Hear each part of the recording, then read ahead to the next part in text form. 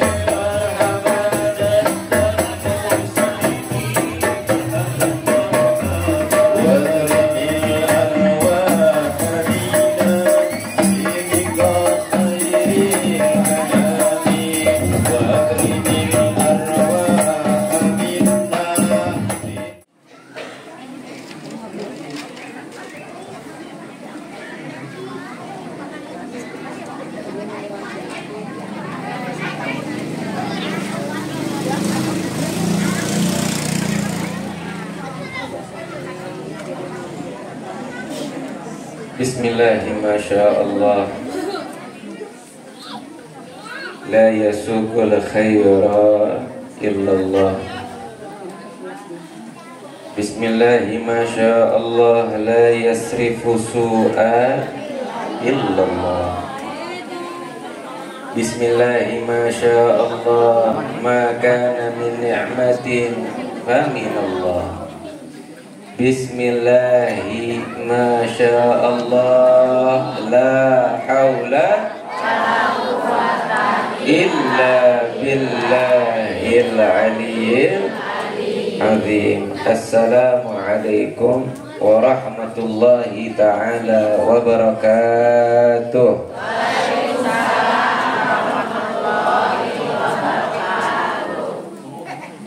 Alhamdulillah,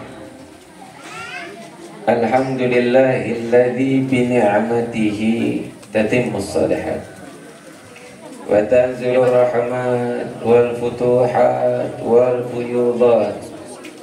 Allahumma salli wa sallim wa syarrif wa karrim wa majid wa 'azzim ala sayyidina wa habibina wa syafi'ina wa qurrati a'yunina wa nuri qulubina Muhammad sallallahu alaihi wasallam, salatan taghfiru biha dzunub wa tuslihu biha al-qulub wa tantaliqu biha al-usub wa talinu biha as-su'ub wa ala alihi wa sahbihi wa man ilaihi mansub.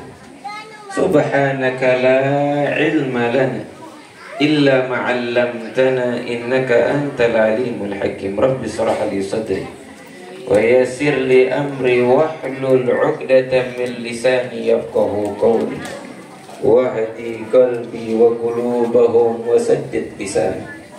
Allahumma ya man biyadihi maqalidul umuri kulliha wa ilaihi yurja'ul amru kulluhu, ya Fattahu ya Alim iftah alaina fathan qariban waj'alna fi diwani man tuhibbuhum wa yuhibbunak wa waffiqna ala ma yurdik warzuqna taqwa li alla na'sika. Amma ba'd. Yang saya hormati, saya cintai Al-Ustaz selaku pimpinan majelis beserta keluarga besar beliau, kita doakan bersama-sama semoga beliau dan keluarganya diberikan panjang umur oleh Allah Subhanahu wa Ta'ala, dalam keberkahan, dalam keadaan sehat walafiat, dan semoga dilancarkan segala urusannya. Semoga putra putri beliau mendapatkan ilmu yang barokah, yang manfaat. Moga-moga istri beliau yang sedang mengandung diberikan sehat walafiat, dan pada waktunya lahiran diberikan kelancaran oleh Allah Subhanahu wa Ta'ala. Dan insya Allah beliau pada tanggal 26 September akan melaksanakan umroh. Kita doakan semoga sehat afiat, lancar perjalanan umrohnya sampai pulang lagi, dan moga-moga umrohnya mabrurah, umrohnya makbulah, umrohnya mubarakah. Dan moga-moga kita yang belum ditakdirkan sampai saat ini untuk berangkat umroh, moga-moga secepatnya ditakdirkan untuk berangkat umroh. Kita yang belum mampu untuk berangkat umroh, moga-moga diberikan rezeki halal dari hasil yang halal untuk berangkat umroh. Bukan hanya berangkat umroh, tapi moga-moga diberikan rezeki untuk berangkat haji. Amin. Ya Rabbal Alamin. Tapi Ustaz, sekarang teh haji katanya nunggunya lama. Moga-moga punya rezeki buat haji furoda. Jadi terkena ngantri deh. Insya Allah. Amin ya Rabbal. Ujung-ujung ayah artos 200 jutanya. Kumaha mulai artos 200 juta. Wah, dia pakai angkat hajinya.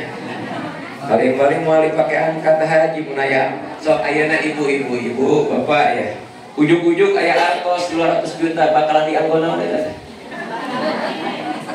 Benar yakin bakalan langsung dipakai angkat haji furoda 200 juta. Mendingan mah daftar haji biasa tenanawan ngantosan belasan tahun oke kaburu pae oke tenanawan kaburu pae. Nu penting mah masih aya sisa banyak. Ya moga-moga melimpah ruah hartanya, barokah hartana. Amin ya Rabbal Alamin. Dan begitu pun yang saya hormati, saya cintai para sesepuh, tokoh agama, tokoh masyarakat, dan begitupun aparatur desa, Bapak RW Muhyiddin, begitupun Bapak RT Pak Hasan, yang semoga semuanya, bapak-bapak dan seluruh hadirin hadirat, ibu-ibu yang hadir semuanya diberikan sehat walafiat. Moga-moga kita semuanya mendapatkan syafaat Kanjeng Nabi Muhammad Sallallahu Alaihi Wasallam. Moga-moga kita ini termasuk umat nu diaku Kanjeng Nabi Muhammad Sallallahu Alaihi Wasallam. Moga-moga kita termasuk golongan yang satu barisan dengan Kanjeng Nabi Muhammad kelak di hari kiamat. Moga-moga nanti kelak kita ini termasuk golongan yang satu tempat di surga dengan Kanjeng Nabi Muhammad. Bisa kumpul bareng dengan Kanjeng Nabi Muhammad. Bisa natap langsung wajah indahnya Kanjeng Nabi Muhammad Sallallahu Alaihi Wasallam. Bisa mendengarkan langsung suara indahnya Kanjeng Nabi Muhammad Sallallahu Alaihi Wasallam. Amin ya Rabbal Alamin. Hadirin hadirat, kita sekarang ini berada di bulan Rabiul Awal pada tanggal 4 Rabiul Awal. Kalau kita ngitung awal Rabiul Awalnya, pertama Rabiul Awal hari Kamis, Jumat, Sabtu, Ahad. Sekarang tanggal keempat Rabiul Awal. Rabiul Awal itu bulan istimewa, bahkan menjadi bulan yang menjadi sebab adanya malam Lailatul Qadar, adanya malam nisfu Sya'ban, adanya malam mulia di malam-malam bulan Ramadan. Lailatul Qadar tidak akan menjadi mulia, tidak akan menjadi istimewa. Nisfu Sya'ban tidak akan menjadi istimewa tanpa malam kelahiran Kanjeng Nabi Muhammad sallallahu alaihi wasallam. Wal ayana min Lailatul Qadar tanpa malam kelahiran Kanjeng Nabi. Namun sababna karena Lailatul Qadar itu memang khusus Allah berikan kepada umat Kanjeng Nabi Muhammad.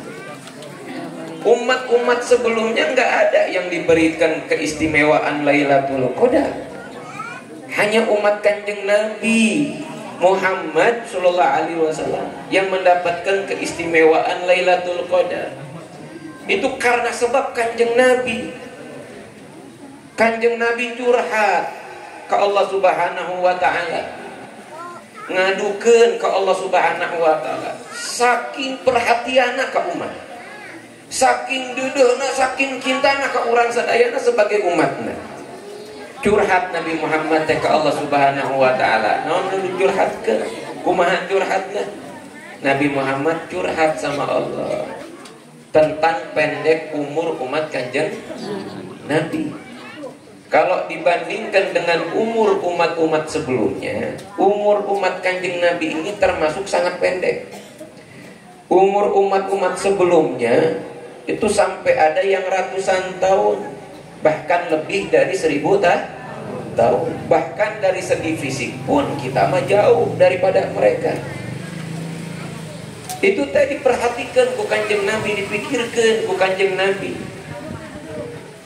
Dientan eta tuh ke Kanjeng Nabi Muhammad teh.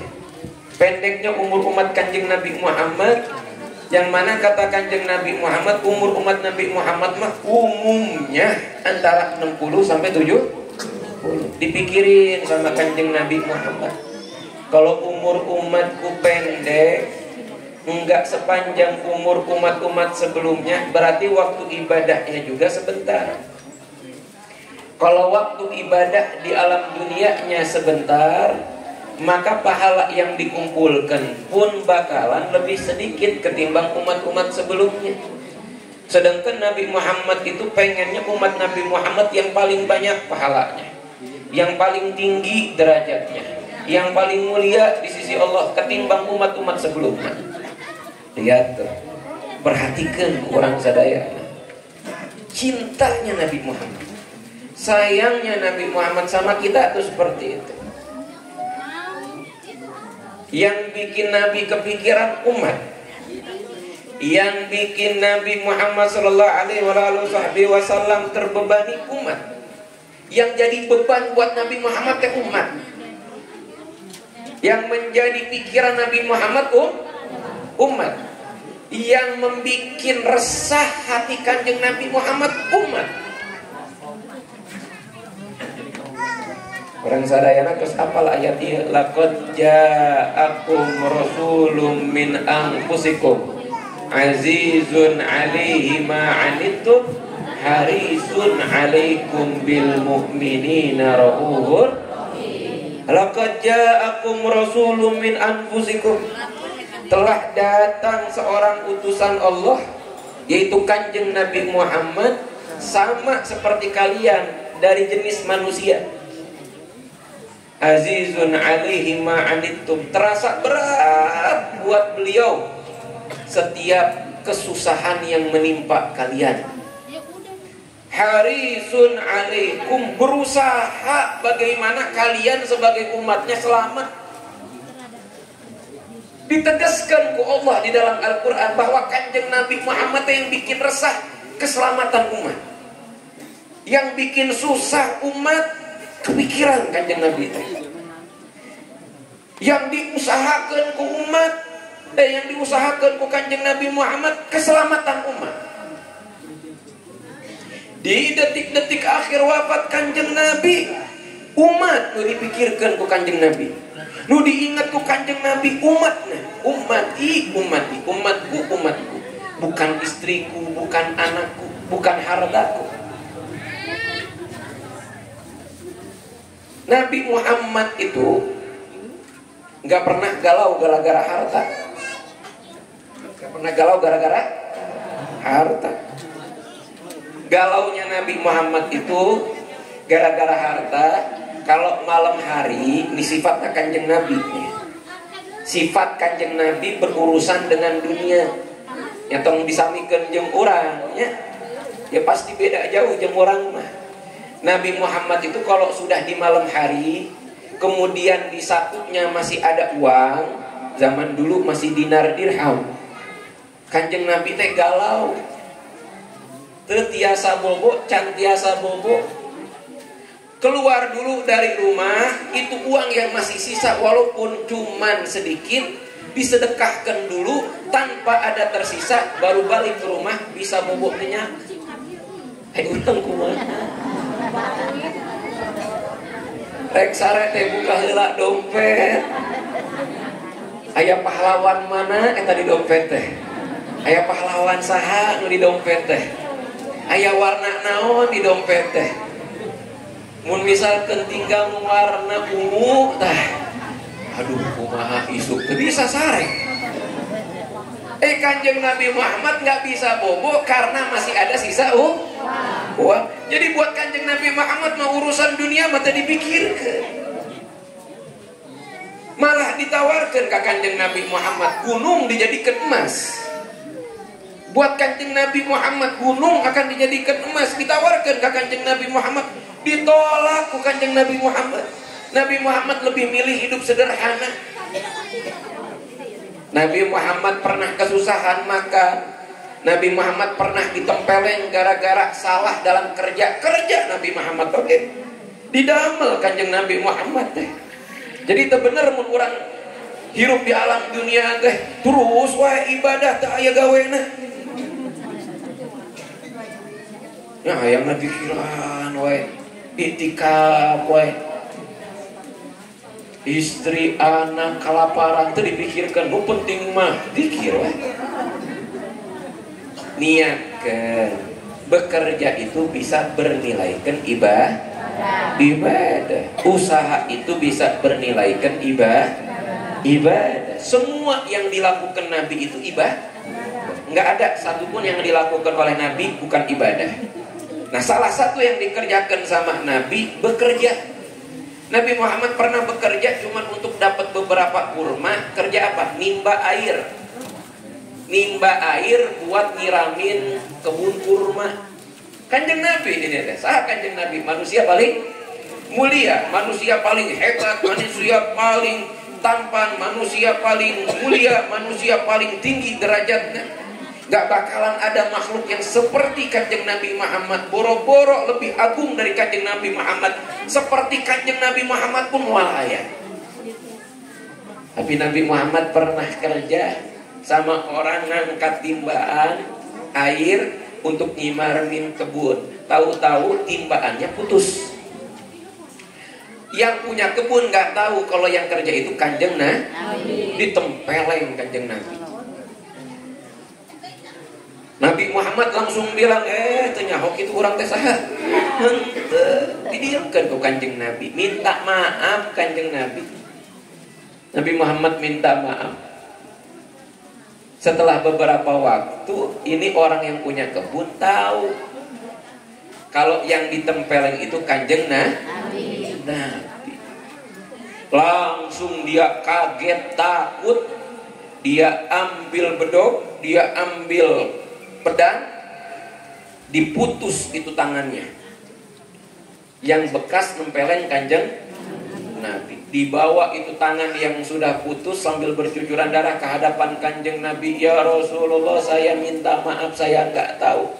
Ini sebagai penebus dosanya saya putus ini tangan yang sudah kurang ajar menempelengmu. Sama Nabi Muhammad cuman disenyumin. Dimaafkan sama Kanjeng Nabi Muhammad. Kalau kita kayak gitu syukur. Kakarek nyaho ayeuna urang teh Nabi. Mun urang eta mah. Kanjeng Nabi mah enggak kayak gitu.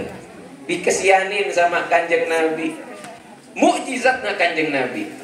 Ketika itu tangan terputus sama Nabi, diambil tangan terputusnya, kemudian ditempelkan lagi. Dengan mukjizatnya itu tangan nempel lagi. Sok sekarang buka. sejarah Kanjeng Nabi, tentang mukjizat Kanjeng Nabi. Kalau kita nggak percaya dengan mukjizat Kanjeng Nabi, berarti kita percaya kepada Al-Quran. Al-Quran menegaskan ayat mukjizat Kanjeng Nabi. Salah satu juga mukjizat Kanjeng Nabi ini hebatnya luar biasa. Mukjizat Kanjeng Nabi Muhammad, banyak mukjizat Kanjeng Nabi itu, banyak. Pernah satu ketika ada sahabat habis perang, matanya itu kecongkel mau hampir lepas, jadi ngegelantung di pipi. Datang kepada Kanjeng Nabi Muhammad, dipegangin matanya kayak gini, mau hampir putus. Cuman tersambung sama serat-serat, mungkin saraf atau apa mungkin ya. Udah ngegantung sama Nabi, dipegang, dimasukin lagi, nggak perlu operasi. Itu mata nempel lagi sama seperti nggak pernah kejadian apa-apa.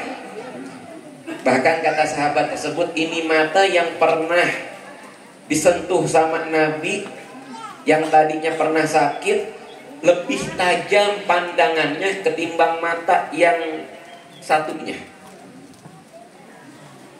Kalau secara akal-akalan kita kedokteran, mata yang sakit atau yang pernah kena katarak dioperasi, ya, yang satunya sehat walafiat, ya lebih tajaman yang sehat walafiat.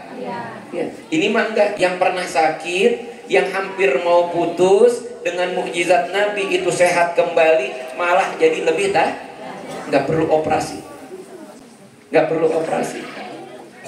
Banyak mukjizat Kanjeng Nabi Muhammad SAW, banyak, enggak terhitung mukjizat Kanjeng Nabi. Tapi mukjizat terbesar Kanjeng Nabi apa? Al-Quran. Tuh, itu Al-Quran. Mukjizat teragung Nabi, mukjizat terbesar Nabi, Al-Quran. Itu bisa. Al-Quran menjadi mukjizat terhebat. Al-Quran bisa menjadi mukjizat teragung Kanjeng Nabi. Emang apa hebatnya Al-Quran?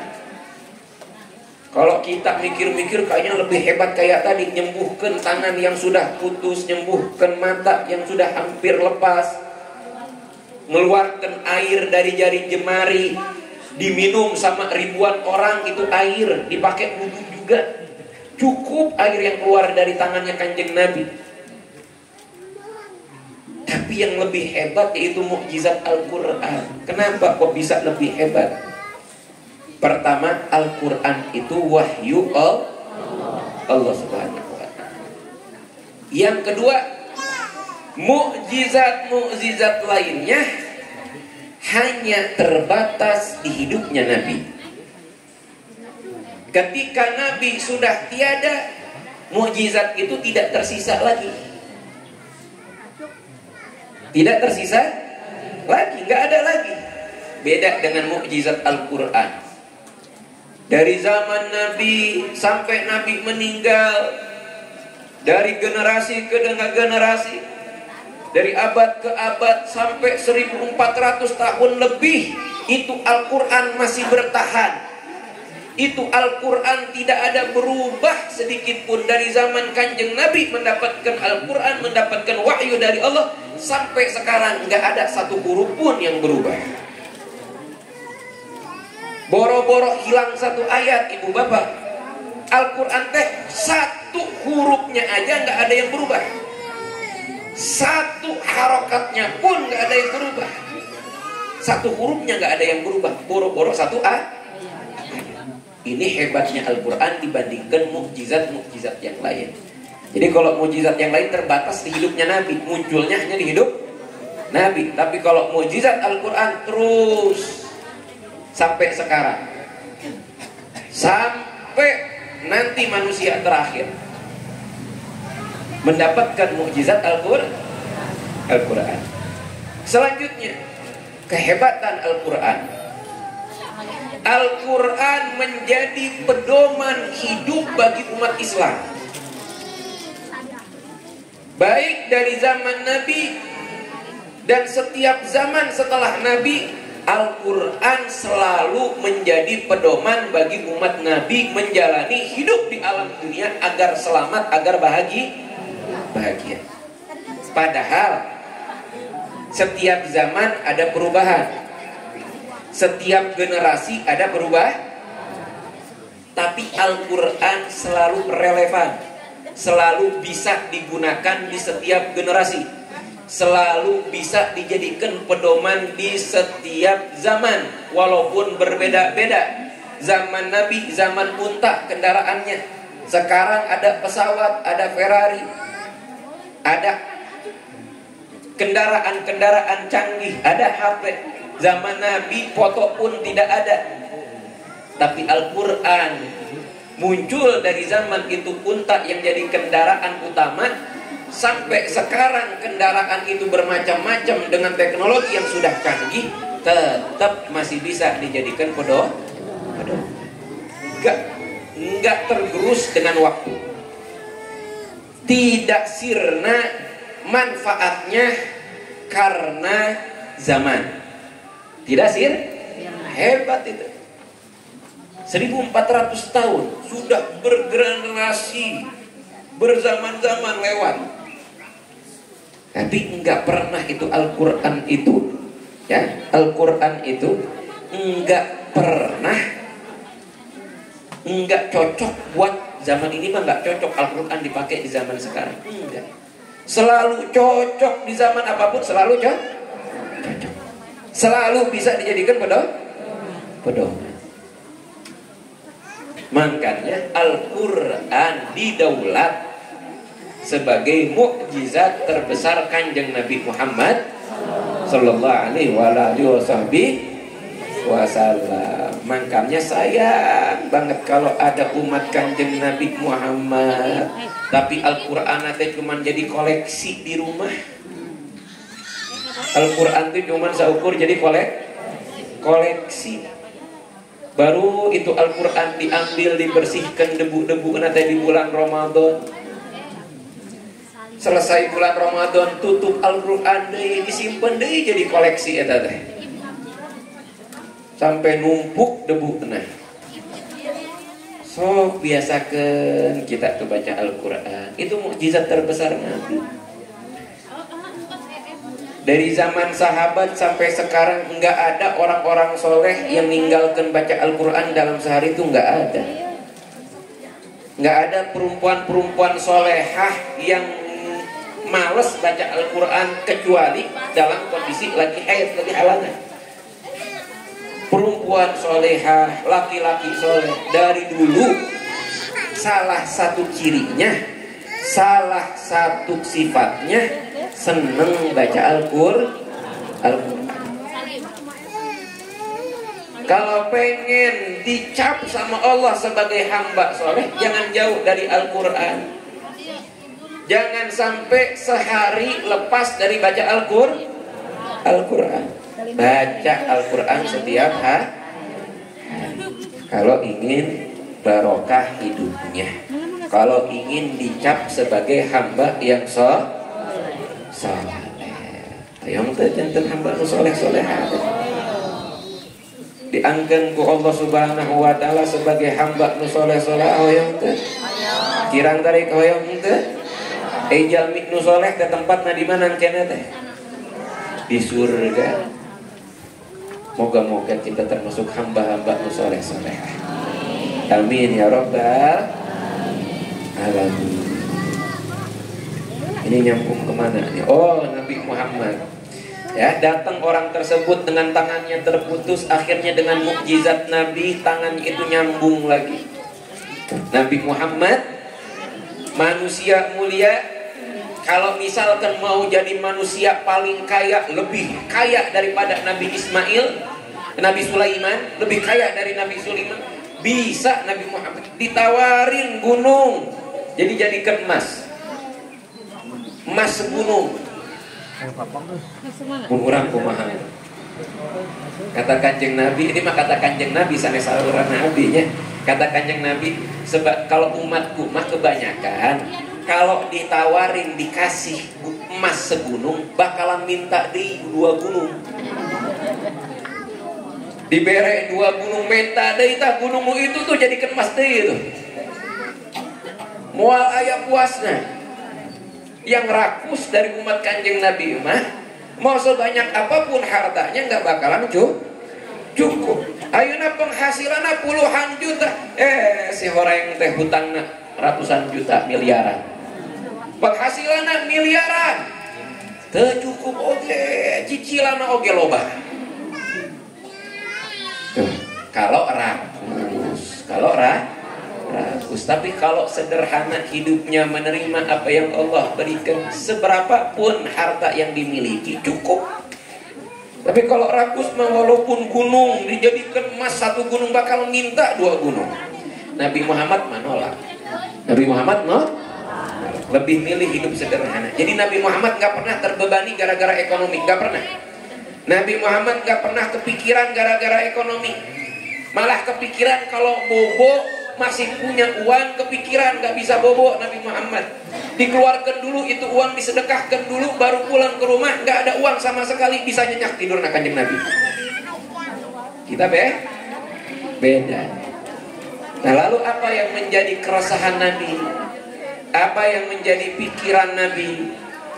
Apa yang selalu diingat sama Nabi? Umat. Kita yang dipikirkan sama Nabi. Sampai pendeknya umur kita dipikirkan sama Nabi. Umur umatnya kalau pendek berarti masa waktu ibadahnya juga sebentar. Sebentar masa ibadahnya berarti pahala yang dikumpulkan pun tidak sebanyak umat-umat sebelum. Dipikirin sama Nabi. Nggak mau umatnya lebih sedikit pahalanya, derajatnya di sisi Allah ketimbang umat-umat sebelumnya. Dicurhatkan sama Allah, ya Allah, umatku itu pendek umurnya dibandingkan umat-umat sebelumnya. Waktu ibadahnya jadi lebih sebentar, akhirnya pahalanya jadi lebih sedikit. Gimana caranya umatku biar bisa menandingi umat-umat sebelumnya dari segi pahala, dari segi derajat, dengan umur yang pendek? Bagaimana ya Allah? Allah cinta ke Kanjeng Nabi. Dijawab sama Allah dengan diberikan sebuah keistimewaan buat umat Kanjeng Nabi. Salah satunya adalah Lailatul Qadar. Itu hanya ada untuk umat Kanjeng Nabi. Keistimewaan yang diperuntukkan khusus untuk umat Kanjeng Nabi. Dari umat-umat sebelumnya, umat Nabi Nuh, umat Nabi Ibrahim, umat Nabi Musa, umat Nabi Isa, nggak ngedapatkan keistimewaan Lailatul Qadar. Hanya umat Kanjeng Nabi. Itu juga karena barokahna Kanjeng Nabi Muhammad sallallahu alaihi wasallam. Karena perhatianna Kanjeng Nabi ka urang. Karena cintanya Nabi Muhammad sama kita. Nabi Muhammad dilahirkan di bulan Rabiul Awal. Ya sudah jelas keistimewaan Lailatul Qadar, kita semuanya hampir tahu semuanya keistimewaan Lailatul Qadar. Wa ma adraka ma Lailatul Qadar. Lailatul Qadri khairum min alfi syahr. Lailatul Qadar lebih baik daripada 1000. Maksudnya apa? Ketika kita beribadah bertepatan dengan Lailatul Qadar, ibadahnya itu dicatat seperti beribadah 1000 bulan. 1000 bulan itu berapa tahun? 84 tahun. Jadi kalau kita setiap tahun dapat Lailatul Qadar, maka nanti di catatan amalan kita itu ada tabungan pahala 84 tahun ibadah. Padahal umur kita belum tentu nyampe 80 tahun. Andai kata kita mati nih 60 tahun, umur kita mati dalam umur 60 tahun, itu nggak bakalan semuanya 60 tahun habis untuk ibadah. Tapi kalau dapat Lailatul Qadar, pas ibadah bertepatan dengan Lailatul Qadar, dicatat beribadah selama 84 tahun. Gimana kalau dapat Lailatul Qadar setiap tahun selama 10 tahun? Tercatat ibadah berarti 840 tahun. Umur umatnya nggak nyampe ratusan, tapi pahalanya bisa nyampe ratusan dengan adanya Lailatul Qadar. Dan Lailatul Qadar disebabkan karena Kanjeng Nabi, dan Nabi dilahirkan di bulan Rabiul Awal. Jadi nggak ada itu Lailatul Qadar tanpa adanya malam kelahiran Kanjeng Nabi. Tanpa adanya kelahiran Kanjeng Jadi istimewa. Kelahiran Nabi itu hari di mana dilahirkan Nabi, malam di mana malam dilahirkan Kanjeng Nabi, itu lebih istimewa dari malam apapun. Lebih istimewa dari malam Lailatul Qadar, lebih istimewa dari malam nisfu Sya'ban. Ya, malam kelahiran Nabi 1400 tahun yang lalu itu lebih istimewa daripada Lailatul Qadar. Ya, gak ada itu Lailatul Qadar nisfu Sya'ban tanpa adanya hari kelahiran Kanjeng Nabi Muhammad sallallahu alaihi wasallam. Dan itu Lailatul Qadar untuk kita. Masa sekarang karena berkahnya Nabi, karena jasanya Nabi, kita mendapatkan keistimewaan dari Nabi, tapi kita enggak mau berbahagia, bersenang-senang, berbahagia, bersyukur kepada Allah, berterima kasih kepada Kanjeng Nabi dengan mengadakan, merayakan kelahirannya Kanjeng Nabi. Padahal kita mendapatkan berbagai macam keistimewaan dari Allah Subhanahu wa taala karena berkah nasa Kanjeng Nabi Muhammad sallallahu alaihi wasallam. Tahu-tahu kita umatnya enggak mau syukur dengan kelahirannya Nabi, enggak mau berbahagia dengan hari kelahirannya Nabi. Tahu-tahu kita umatnya malah nyalah-nyalahkan perayaan kelahiran Kanjeng Nabi. Selama diadakan dengan cara yang benar, bukan ngadakan muludan tapi sambil goyang-goyang, ya, sambil bukan sholawatan malah joget-joget, karek tak salah nu kitu teh muludan teh. Pan kieu mah pan urang teh sholawatan, maca sholawat, nyaritakeun kisah Kanjeng Nabi. Moal aya di muludan nyaritakeun kisahna asal muasalna Firaun kumaha kaistimewaanna Firaun moal. Teu nyaritakeun Firaun moal nyaritakeun Firaun nu dicaritakeun saha?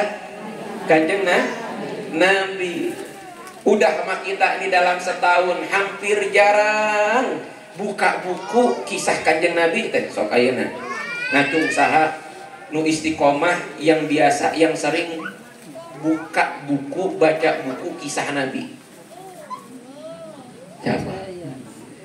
Yang punya buku aja, punya buku kisah Nabi, sejarah Nabi, siapa di rumahnya? Muludan, kitab Maulid, Barzanji itu kisah Nabi. Tapi tahu artinya? Ente. Walaupun ada terjemahannya, dibaca itu terjemahannya. Ente. Sok sekarang selain buku Maulid yang ada di rumah, buku Barzanji, Diba, Maulid Simtudurat, ada enggak kita punya buku sejarah Kanjeng Nabi? Aku mah rek maca nah buku oge eueuh. Boro-boro maca. Buku oge tah.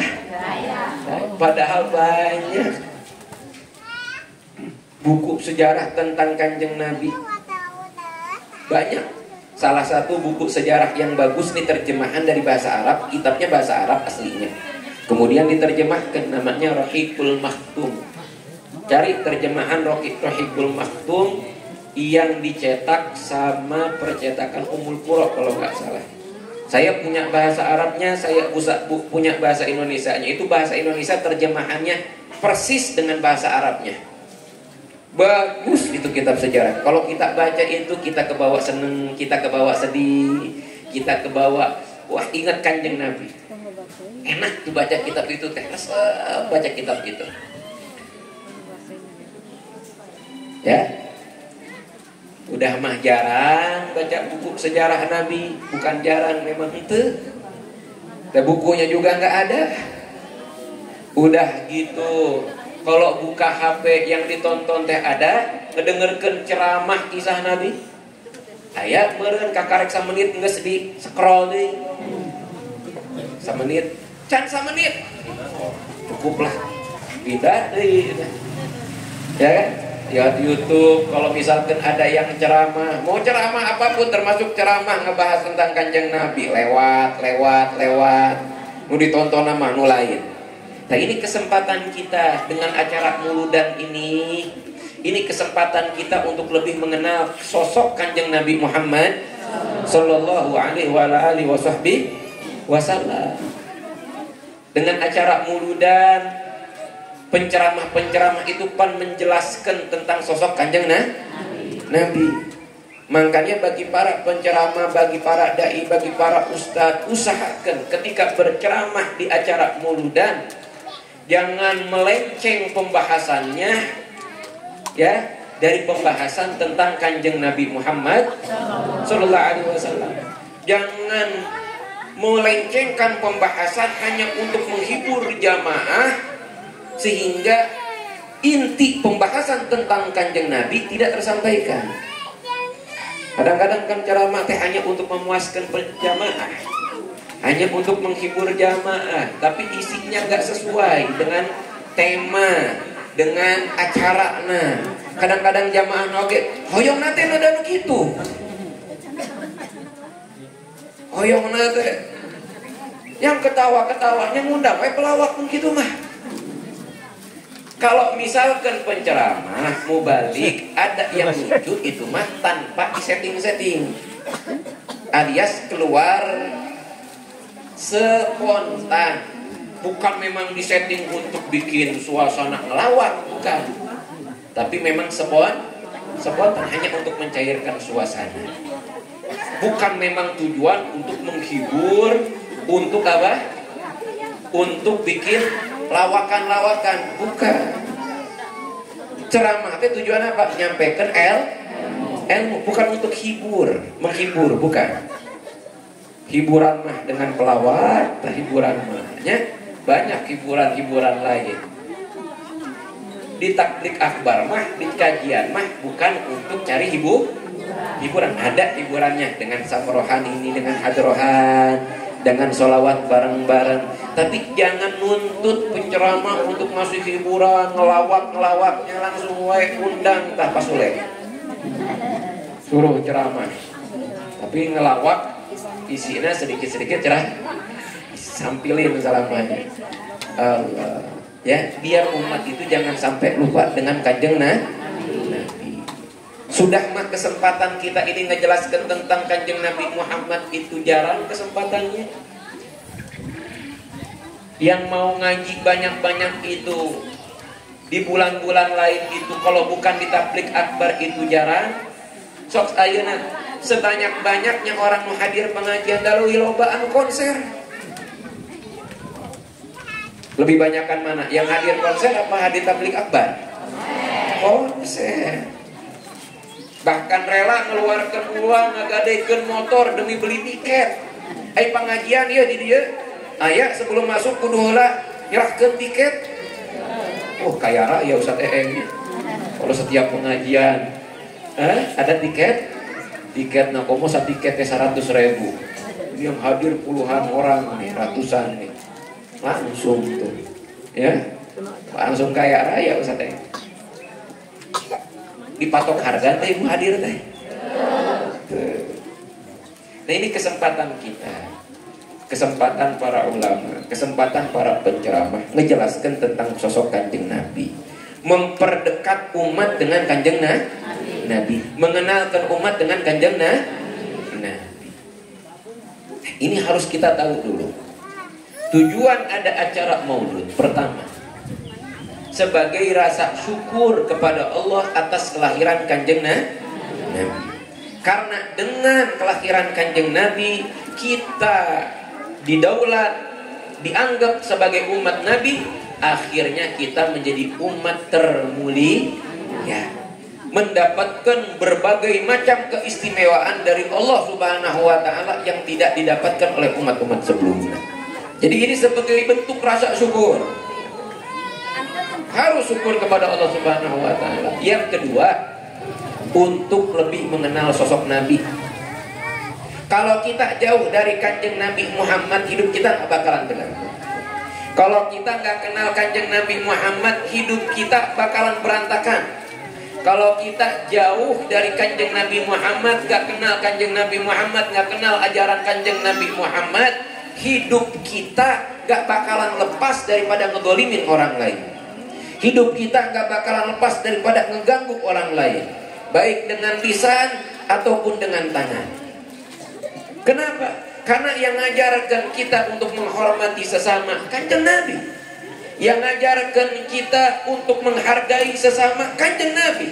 Yang melarang kita untuk saling caci mencaci, Kanjeng Nabi. Yang melarang kita untuk saling menghina, Kanjeng Nabi. Yang melarang kita untuk saling mengomongi di belakang atau menggibah, Kanjeng Nabi. Yang melarang kita jangan mengganggu sesama, baik dengan ucapan ataupun dengan tangan, Kanjeng Nabi. Kalau kita nggak kenal sosok Kanjeng Nabi, gimana mau kenal ajarannya? Kalau kita nggak cinta sama Kanjeng Nabi, mau gimana kita bisa cinta dengan ajarannya? Kita cinta dengan ajaran Nabi karena kita cinta kepada Rasulullah. Kenapa kok kita bisa berat ngamalkan ajaran Nabi? Sholat 5 waktu oke, hese luar biasa. Puasa dengan masa ukur Ramadan meni berat. Dengan bertemu bulan Ramadan teh, aduh, kudu puasa sebulan ya. Sholat dengan 5 waktu, nikmat dari Allah yang diberikan kepada kita 24 jam. Diwajibkan sholat itu dalam sehari sabaraha waktu? 5 waktu. Sabaraha rakaat eta teh? 17 rakaat. Itu juga dengan cepatnya sholat kita 17 rakaat teh. Bisa-bisa dengan 10 menit. Bukan subuh 5 menit, duhur 5 menit. Subuh, duhur, asar, maghrib, isya 5 menit. Saking kuterehna. Geus mah tereh sholat teh. Adzan dikumandangkeun. Ayo sholat, yuk sholat berjamaah. Nyantai. Udah masih luas sholatnya juga, waktu sholatnya masih panjang waktu sholatnya. Jam 1 ya masih ayat, can jam 2 tenang lagi. Jam 2 tenang masih lila keneh kok adzan asarna oge. Tinggal 5 menit waktu asar, kakarek kita buru-buru burung gusuk sholat. Assalamualaikum, assalamualaikum, Allahu Akbar, Allahu Akbar, adzan asar. Diajak adzan asar ke heula kakarek oge salat zuhur.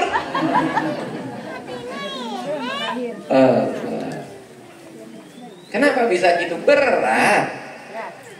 Karena ngerasa kenapa kok berat ngamalkeun ajaran Kanjeng Nabi, ngamalkeun agama na Kanjeng Nabi?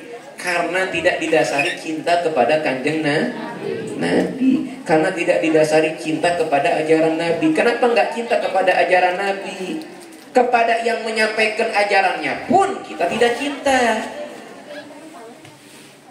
Kalau semua dilandaskan dengan cinta enteng, gampang.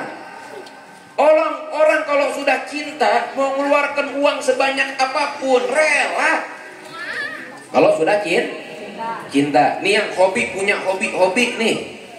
Hobi mancing misalkan. Itu harga pancingan teh berapapun dijabanin eta teh. Hobi ngoleksi tas-tas, ngoleksi baju, padahal mah baju geus saabrak, rek ngutang oge teu naon. Nu penting mah baju anyar, model anyar kudu dibeli. Saking ku hobina teh. Teu mikir deui, loba utang teu mikir. Laras henteu? Aya teh nu kitu. Seueur lain aya deui.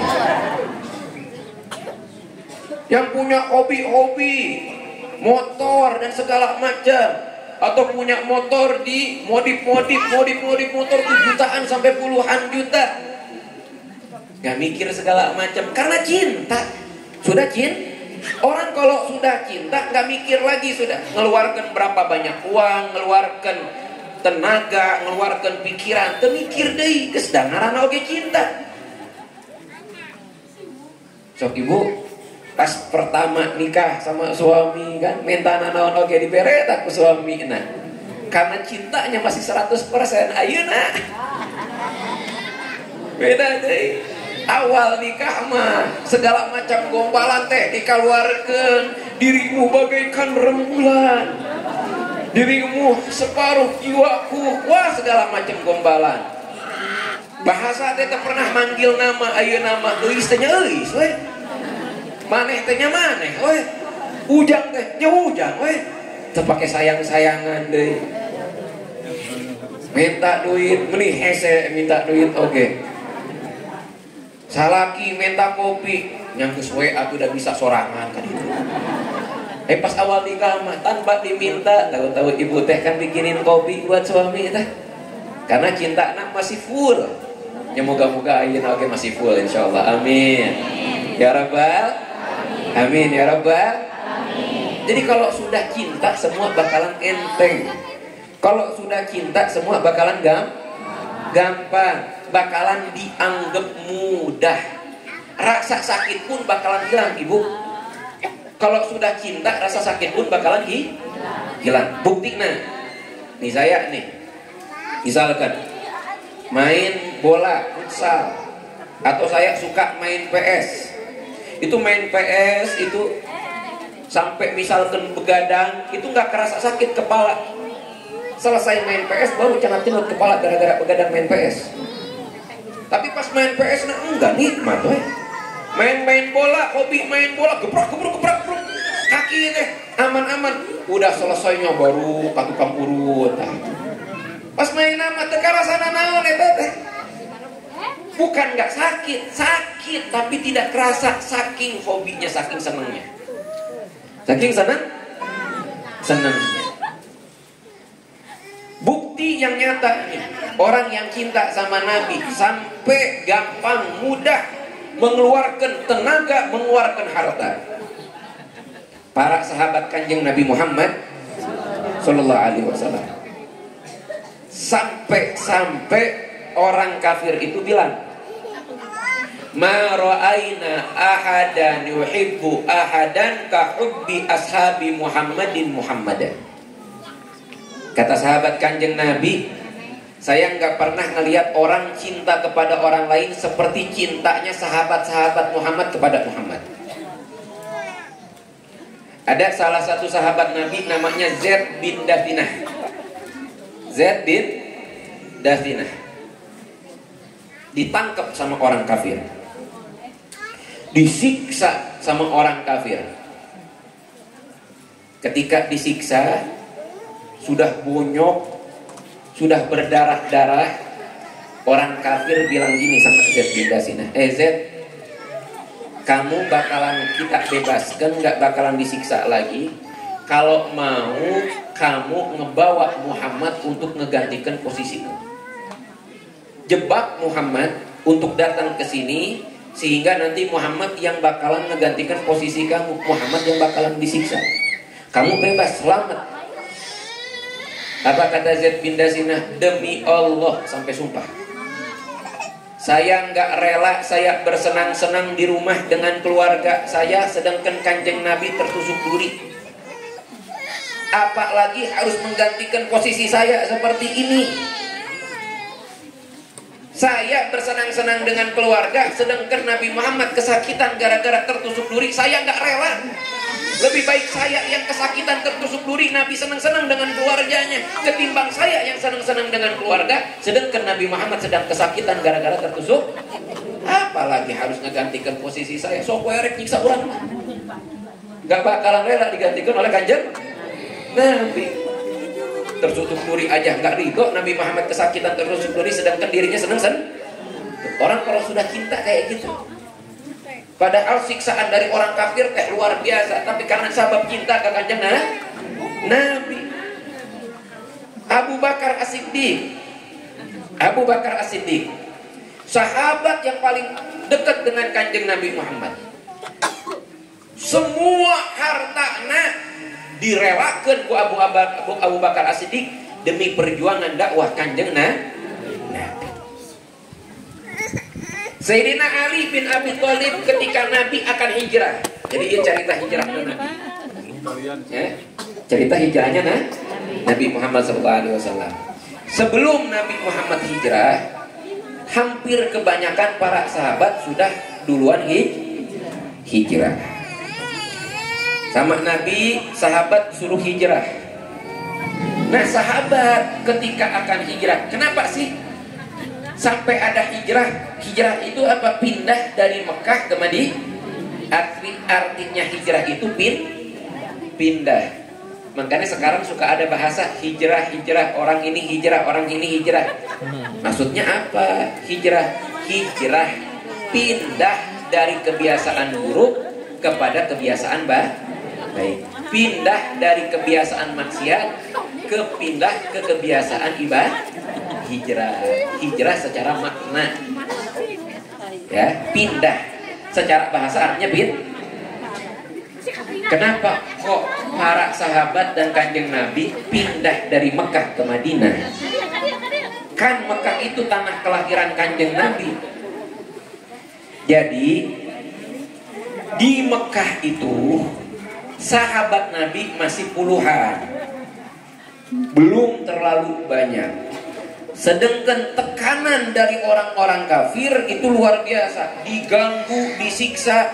Bahkan sahabat-sahabat Nabi yang orang-orang biasa, yang mereka ini bahkan budak, orang muslim yang mereka budak zaman dulu masih ada perbudakan. Itu sama tuannya kalau ketahuan masuk Islam disiksa sampai dibunuh. Ada sampai satu perempuan, ibundanya Sayyidina Ammar bin Yasir, itu dibunuh sama orang kafir karena disuruh keluar dari Islam, nggak mau. Dibunuhnya gimana? Dimasukkan tombak bambu runcing dari kemaluan sampai tembus ke mulut. Itu perempuan pertama yang syahid dalam sejarah Islam. Ibunda Sayyidina Ammar bin Yasir, perempuan pertama yang perempuan pertama yang meninggal syahid dalam sejarah Islam, ibunda Sayyidina Ammar bin Yasir. Karena melihat seperti itu, sahabat-sahabat Nabi disiksa luar biasa. Jangankan sahabat Nabi, Nabi Muhammadnya pun diganggu, disiksa, bahkan diboikot 3 tahun, sampai cuman makan daun-daunan selama 3 tahun. Itu kanjeng Nabi dengan keluarganya. Karena kesian seperti itu, akhirnya Nabi Muhammad suruh sahabat-sahabat untuk pindah, untuk hijrah. Hijrah pertama kali bukan ke Madinah. Hijrah pertama kali ke Habasyah. Ayeuna namina teh Ethiopia. Kumaha cara nyebutnya? Ethiopia. Kalau tulisannya EUTOPIA, Ethiopia. Di Afrika sana. Suruh hijrah ke sana. Kenapa? Karena di sana julukan rajanya itu namanya Najasyi. Nama raja Najasyinya itu Ashamah atau Ashimah. Itu dikenal baik. Bahkan pada akhirnya ini raja Najasyi masuk Islam. Disuruh hijrah ke sana agar tidak berat tekanan siksaan dari orang-orang kafir dan hidup bisa menjalankan Islam dengan lebih nyaman di Afrika sana, di Habasyah sana, di Ethiopia. Sebagian sampai 82 laki-laki, belum termasuk perempuan dan anak-anak, pindah ke Habasyah. Sebagian ada yang balik lagi ke Mekah. Sebagian baru ada yang balik ke Madinah setelah Nabi Muhammad pindah ke Madinah. Baru setelah ada kejadian hijrah ke Habasyah, ada kejadian hijrah ke Madinah. Sahabat dulu yang pindah ke Madinah itu hampir semua sahabat disuruh pindah sama Nabi, cuman sisa beberapa orang aja.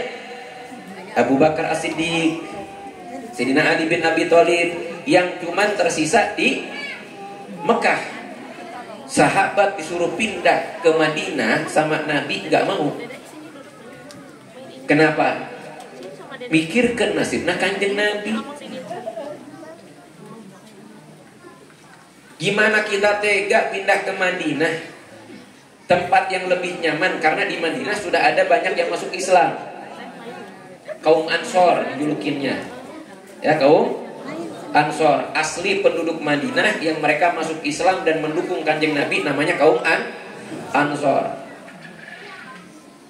Mereka nyaman-nyaman di Madinah, sedangkan Nabi Muhammad harus di Mekah, di tengah-tengah orang kafir yang benar-benar memusuhi kanjeng Nabi. Kepikiran gimana Nabi? Masa kita enak-enakan di Madinah, nantinya Nabi Muhammad gimana di Mekah? Nggak mau. Sampai dipaksa sama Nabi, baru mereka mau karena patuh dengan perintah Nabi. Nabi kenapa kok nggak bareng? Karena belum ada perintah dari Allah. Sayyidina Abu Bakar ditahan sebagai persiapan untuk menemani kanjeng Nabi Muhammad pindah ke Madinah. Pindah ke Madinah. Sayyidina Abu Bakar ketika turun perintah kepada Nabi untuk hijrah, malaikat Jibril malaikat Jibril turun kepada Nabi Muhammad, ngasih tahu kepada Nabi Muhammad, Muhammad malam ini harus hijrah. Dan saat itu orang-orang kafir sudah sepakat untuk membunuh kanjeng Nabi Muhammad dengan ngepung rumah kanjeng Nabi Muhammad di malam hari. Nah, Nabi Muhammad sudah dikasih tahu sama malaikat Jibril. Nabi Muhammad keluar dari rumah, tapi sebelum keluar dari rumah, Sayyidina Ali ditawari, mau nggak tidur di kasur ini menggantikan aku, tapi akibatnya bisa fatal, bisa kebunuh. Dilihat Sayyidina Ali itu cinta ke kanjeng Nabi Muhammad, walaupun bisa jadi terbunuh dengan menggantikan Nabi Muhammad di kasurnya. Nabi Sayyidina Ali belum nyampe 30 umurnya, kurang lebih 30 lah, atau belum nyampe 30. Rela berkorban untuk Nabi walaupun harus nantinya terbunuh. Nabi Muhammad keluar ngambil tanahnya diawurkeun, dilemparkeun secara izin Allah dengan mukjizatnya kanjeng Nabi yang diberikan oleh Allah. Orang-orang kafir tertidur. Nabi Muhammad lewat ke rumah Abu Bakar, bilang kepada Abu Bakar, yuk kita sekarang saatnya pindah hijrah ke Madinah. Sayyidina Abu Bakar ngedenger akan mendampingi kanjeng Nabi saat itu sampai nangis terharu bahagia. Padahal yang akan dihadapi resiko berat. Karena yang bakalan ngejar Nabi ini banyak orang, bakalan diuber, bakalan dikejar sama orang-orang kafir, nyawa taruhannya. Tapi Sayyidina Abu Bakar malah seneng, nggak kepikiran gimana nanti kalau ketangkap, gimana nanti kalau terbunuh, gimana enggak, nangis bahagia terharu karena bisa ngedampingi kanjeng Nabi. Risiko apapun nggak ngurus. Karena apa? Cinta kanjeng Nabi. Keluarlah Sayyidina Abu Bakar dengan Rasulullah. Singkat cerita, orang-orang kafir masuk ke rumah Nabi setelah tersadar kembali. Hampir aja itu Sayyidina Ali yang ditutupi dengan selimut hampir ditusuk sama pedang. Tapi salah satu dari orang kafir bilang, buka dulu, barangkali bukan Muhammad. Ternyata bener Ali yang di situ. Akhirnya nggak jadi dibunuh. Tapi hampir 90% hampir mati terbunuh. Sayyidina Ali bin Abi Thalib rela. Sayyidina Abu Bakar, singkat cerita, beliau ini dari Mekah ke Madinah itu nggak lewat jalur utama, tapi lewat jalur-jalur tikus. Jalur yang lebih sulit. Kenapa? Untuk menghindari dilacak dan diuber sama orang-orang kafir. Orang kafir itu sampai bikin sayembara, bakalan ngasih hadiah besar bagi yang bisa mendapatkan Muhammad. Akhirnya lewat jalan tikus dengan ada penunjuk jalannya.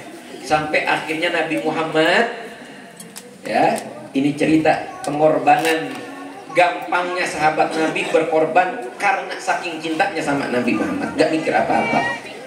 Akhirnya Nabi Muhammad ketika tahu mereka lagi dikejar, mereka bersembunyi di gua apa? Kurang tarik, gua salah. Gua Hira mah gua Nabi mendapatkan wahyu pertama. Gua yang menjadi tempat persembunyian Nabi ketika hijrah namanya Gua Thur. Gua Thur. Kalau bahasa Arabnya pakai ta, waw, ro. Gua Thur. Itu gua tempat persembunyian Nabi ketika akan pindah atau hijrah ke Madinah. Nabi Muhammad sama Sayyidina Abu Bakar mau sembunyi dan istirahat di situ. Itu gua Sur. Ini saya belum sempat ke sana, belum sempat ngecek secara langsung, belum tahu secara langsung, tapi hanya dari penjelasan para guru dan di kitab-kitab. Karena saya juga belum umroh, moga-moga kesampaian umroh, amin. Kesampaian buat haji, amin. Ya Rabbal alamin. Tapi dari hasil yang cerita kita dapatkan, itu Gua Sur itu di atas. Gua Sur itu di atas, terus posisinya itu pendek Gua Sur itu. Jadi masuk itu harus ngurung, harus nunduk dulu, ya, nggak terlalu gede Gua Sur itu. Wallah alam, kalau sudah yang menyaksikan secara langsung Ustaz Eeng, pasti kalau yang sudah umroh pasti ada tuh dibawa ke situ teh, ya. Jauh Ustaz Eeng dari bawah ke Gua Sur berapa lama? Berapa menit kira-kira? Setengah jam ayeuna kita teh, setengah jam teh. 1400 tahun yang lalu pasti kondisinya lebih sulit.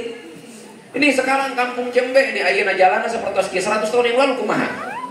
Boro-boro 1000 tahun yang lalu, 100 tahun yang lalu gimana tuh jalannya? Kampung ini gimana? Itu Gua Sur sekarang setengah jam untuk nyampe ke sana, apalagi 1400 tahun yang lalu. Pasti lebih sulit lagi. Ke sana, Sayyidina Abu Bakar ngedampingin. Capek nggak dipikirkan. Sebelum masuk, Sayyidina Abu Bakar minta izin sama Nabi. Rasulullah, izinkan saya masuk dulu, kata Sayyidina Abu. Tapi bukan karena Sayyidina Abu Bakar pengen duluan istirahat, bukan. Tapi pengen ngecek dulu gimana keamanan gua tersebut. Karena gua-gua itu suka ada lubang-lubang hewan-hewan yang berbisa. Lubang-lubang kalajengking, lubang-lubang ular. Dicek dulu sama Sayyidina Abu Bakar. Masuk ke gua itu banyak lubang-lubang. Ditambal sama kain-kain bajunya, disobek. Ada sisa satu lubang. Nggak cukup lagi pakaian Sayyidina Abu Bakar. Kalau dipotong lagi pakaiannya terbuka auratnya. Diganjel itu lubang dengan kaki beliau. Dengan kaki beliau. Baru ya Rasulullah sudah aman, silahkan kau masuk. Rasulullah istirahat di pangkuan Sayyidina Abu Bakar. Tahu-tahu Rasulullah lagi istirahat, tetes air mata kepada Rasulullah. Terbangun Rasulullah, Abu Bakar kenapa engkau nangis? Udah kelihatan muka Sayyidina Abu Bakar pucat luar biasa, keringat dingin. Orang yang sedang kelihatan kayak orang yang sedang nahan rasa sakit yang luar biasa. Ya Rasulullah, sebenarnya saya tidak ingin mengganggu tidurmu. Masih mikirkan eta Sayyidina Abu Bakar teh. Ini air mata menetes dengan sendirinya ya Rasulullah, saya tahan-tahan tetap keluar ini air mata. Kata Rasulullah, emang kenapa? Ya Rasulullah, ketika saya masuk untuk ngecek gua ini banyak lubang, saya tambal, saya tutup itu lubang dengan pakaian saya. Ada satu lubang yang gak ketutup, saya tutup pakai kaki saya. Ternyata barusan saya disengat ya Rasulullah, ada hewan berbisanya. Saya tahan rasa sakit bisa tersebut. Saya tahan rasa sakit patokan hewan tersebut, biar tidak mengganggu istirahat. Tapi ternyata tetap saja ini air mata menetes ya Rasulullah. Akhirnya mau nggak mau mengganggumu. Ya, dalam kondisi kesakitan masih mikirkan istirahatnya Rasulullah. Nggak pengen ngeganggu Rasul. Orang kalau udah cinta kayak gitu, lagi kesakitan luar biasa, bukan ya Rasulullah ini tolong. Murad mengusriwuhnya. Imah bocor oge, bapak punaon ka bocor ya Allah, imah teh kakarek oge. Di beneran geus bocor kakarek bocor eta teh ngeluh segala macam. Komo deui disengat hewan kayak gitu dipatok. Ini nahan Sayyidina Abu Bakar sama Rasulullah. Sini kakinya. Diusap sama Rasulullah langsung sembuh lagi. Allahumma shalli wa sallim wa barik. Tapi lihat bagaimana perjuangan dan pengorbanan Sayyidina Abu Bakar As-Siddiq. Terus itu dengan mukjizat Nabi, ini kisahnya dengan mukjizat Nabi. Ini sebenarnya saya tadinya mau kisahkan sejarah Nabi dari mulai beliau dikandung oleh ibundanya. Tapi ya sama aja ini sejarah Nabi. Ya, yang penting disampaikan sejarah Nabi. Sudah kepalang tanggung, mun ayeuna ditambah dari kisah Nabi di dalam kandungan kudu 2 jam deui mah atuh. Ibu jangan merasa ibu nu paling capek, urang nu ngomong teh itu. Nu ceramah anak abdi nu ceramah teh. Nu ditonton saya rek minum oge. Henteu kita teh kayak minum teh. Enak habib mah tuh aya susu apa. Sasuruput oge acan ieu teh ya. Lain ieu mah. Jadi tong ngarasa waduh kumaha mun sajam deui. Nu capek saha sok ayeuna. Ibu mah tinggal cari cantiknya, rek kiol pindah posisi oge mangga we. Sok ayeuna mun misalkeun abdi pindah posisi dicengalikeun eta ustaz teh mun ganti posisi. Ibu mah teu aya nu merhatikeun. Sok jungkir balik oge di tukang di ditu moal aya nu merhatikeun. Terus jadi tong ngarasa pang capekna ngaji teh. Nu pang capekna mah nu ceramah. Numpang capekna nu cerah? Ceramah kudu nambah saja duit, tambah lila jeung ngaji teh. Nu capek di dieu nu capek teh. Walaupun pakai kursi kieu oge da teu kual kieu paling kieu we saeutik nya. Tapi pindah posisi ibu mah pan bisa tanyang gigir ka dieu. Encok teh bisa tadi sulujurkeun kaki teh di kieu heula tah. Asa murat oge bisa kieu. Mun abdi kieu kan era pan. Minum juga dengan nyaman. Terus ibu menduduk cantik tah. Itu meni enak sambil ngaleueut apa? Bawa bekal komodo ini bawa bekal mah bisa. Mun abdi ceramah sambil makan. Wah, dikritik. Oh, ustaz begitu teh. Ceramah loba daharna. Malah ngemil eta mulai ceramah tapi ngemil. Belum diminum. Ya, tenang we, tenang. Jadi kalau saya mau nambah ceramah, abdi nu mikir teh lah teh kudu nambah ieu teh saja udah ieu teh. Sedangkan waktu ya acara bukan di sini aja. Ya, jadi jangan pengarasa pang capekna pas ngaji teh. Duduk bisa gonta-ganti, minum bisa enak, makan bisa enak, komo dibawa bekal, bawa bantal, leuwih nikmat. Bisa sare pas ngaji, mundutan. Malah yang isin jadi jamaah mah jadi penceramah sare kumaha? Bubar langsung. Tong diundang deui tah penceramah nu sare eta. Pasti viral langsung tah divideokeun. Viralkeun ustaz keur ceramah tablik akbar maulid sare. Langsung diviralkeun, sasung medang langsung viral. Enggak bisa kayak gitu. Ya, nggak bisa kayak gitu. Nah, jadi karena udah palang tanggung ngebahas ini, nanti insya Allah moga-moga di lain waktu kisah Nabi Muhammad dari mulai dikandung. Ini udah palang tanggung sejarah hijrahnya Nabi Muhammad dan sejarah bagaimana pengorbanan sahabat Nabi saking cintanya kepada kanjeng Nabi. Biar kita semangat hadir acara muludan. Biar kita senang ngedengarkan sejarah Nabi. Biar nanti tumbuh rasa cinta yang besar kepada Nabi, sehingga nanti cinta kepada ajaran Nabi. Mun geus cinta ke ajaran Nabi, bakalan enteng ngamalkeun ajaran Nabi. Jadi sholat teh moal ditunda-tunda. Sholat Allahu Akbar, alhamdulillah adzan. Kurang oke kitu kiraha. Adzan maghrib Ramadan. Alhamdulillah adzan. Rek buka lain ngadon sholat. Rek bukan lain rek sholat. Rek buka alhamdulillah tah kata adzan yang paling dinanti-nanti, adzan yang paling disyukurin dengan dikumandangkannya. Adzan maghrib pas bulan Ramadan. Sajam 2 jam sebelum naoge dinanti-nanti mah sabar hajab deui maghrib. Masya Allah, beri perhatian pisan ka sholat teh. Lain ka sholat na ka adzan. Adzan maghrib. Sholat nama engke deui eta mah. Makan dulu. Saat adzan isya 5 menit ka karek. Insya Allah ini dia Mas Anis gitu, dan seperti gitu, insya. Nah ini sahabat Nabi. Itu dengan mukjizat Nabi, dengan izin Allah. Itu ketika Nabi ada di gua tersebut, dengan otomatis tahu-tahu langsung ada laba-laba yang bikin jaring di situ. Itu laba-laba bikin jaring di situ, itu kalau bikin itu perlu waktu yang lama. Kemudian di depan itu ada pohon. Nah, di antara pohon itu ada burung merpati di depan guanya itu yang beranak, yang bikin sarang di situ. Yang bukan beranak, bertelur di situ, ada telurnya.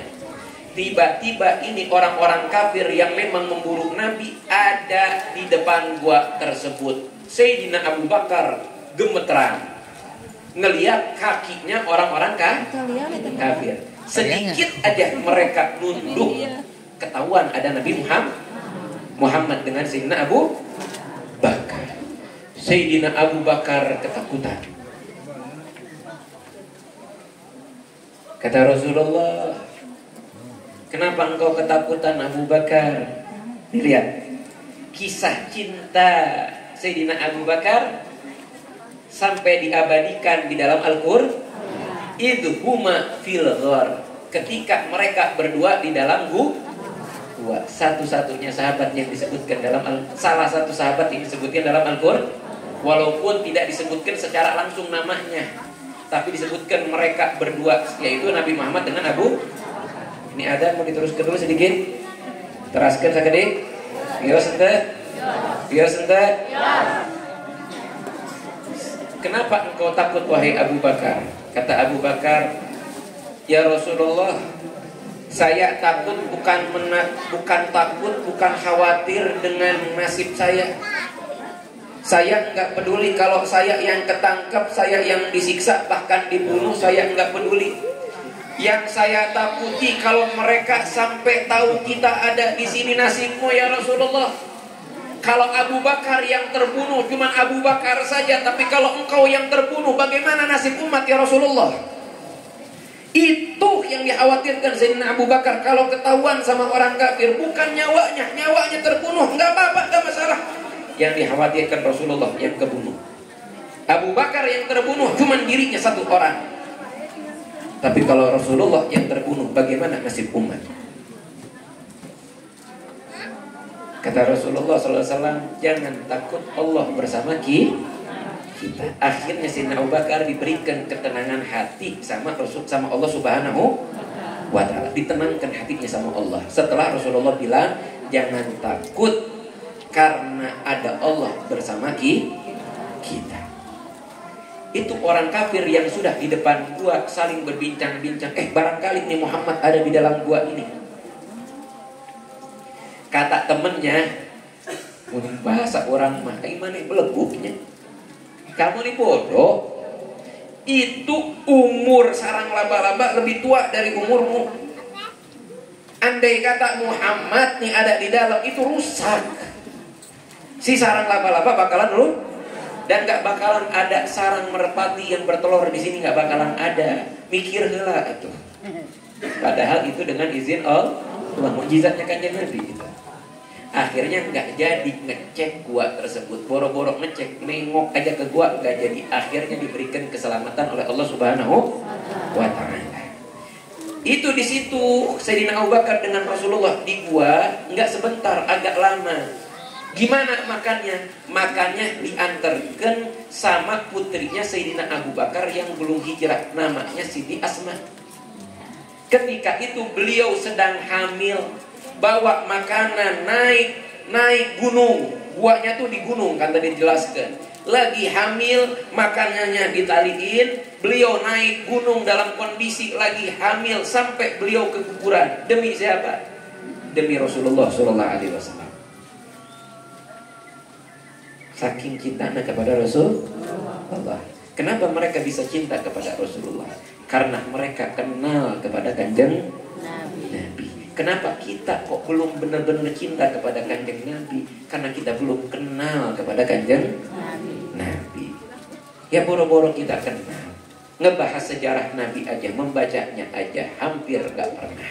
Nah, ini kesempatan bulan Maulud. Ada acara Mauludan di mana hadiri, dengarkan dengan seksama, resapi sejarah cerita tentang Kanjeng Nabi. Jadikan itu bahan sebagai pupuk untuk menumbuhkan rasa cinta kepada Kanjeng Nabi. Moga-moga dengan ini kita tambah mengenal Kanjeng Nabi, tambah dekat dengan Kanjeng Nabi, tumbuh rasa cinta kepada Nabi, tumbuh rasa cinta kepada ajaran Kanjeng Nabi, dan moga-moga kita makin semangat dan makin gampang mengamalkan ajaran Kanjeng Nabi Muhammad sallallahu alaihi wasallam, sehingga nanti di hari kiamat pantas untuk mendapatkan syafaat Kanjeng Nabi Muhammad sallallahu alaihi wasallam ala hadiniya wa likulli salihah ila hadratin Nabi Muhammadin sallallahu alaihi wasallam bi sirril Fatihah.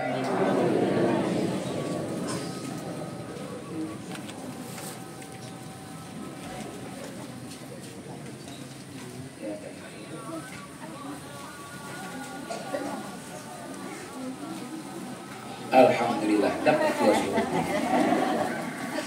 Ini yang bisa saya sampaikan. Ibu bapak mohon maaf sebesar-besarnya jika ada salah, jika ada kelepatan, dan jika terlalu panjang. Billahi taufiq wal hidayah. Wassalamualaikum warahmatullahi wabarakatuh.